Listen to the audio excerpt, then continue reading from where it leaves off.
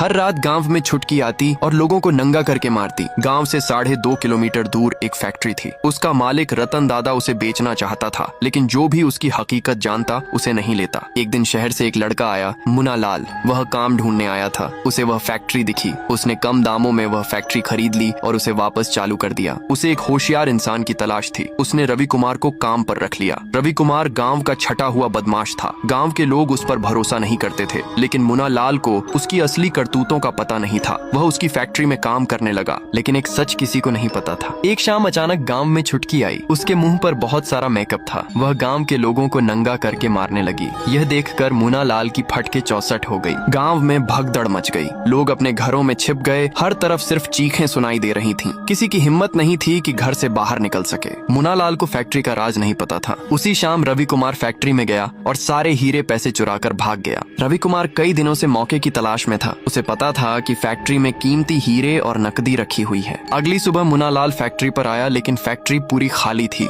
मुना लाल सदमे में चला गया। वह सीधे गांव गया और चुटकी का राज पूछा, लेकिन कोई भी उसे राज बताने को तैयार नहीं था। सब लोग उसे डांट कर भगा देते। मुना लाल को समझ नहीं आ रहा था कि आखिर गांव वाले उससे सच क्यों छुपा रहे हैं। उसी दौरान शाम होने लगी। गांव के लोग फिर अपने घरों में बंद होने लगे। मुना लाल ने देखा कि चुटकी का नाम सुनते ही लोगों के चेहरे का रंग उड़ जाता है। तभी मुना लाल को पहाड़ों वाला बाबा याद आया। उसने ठान लिया कि वह इस भूतनी का राज जान कर रहेगा। वह अपनी गाड़ी से गांव छोड़कर चला गया।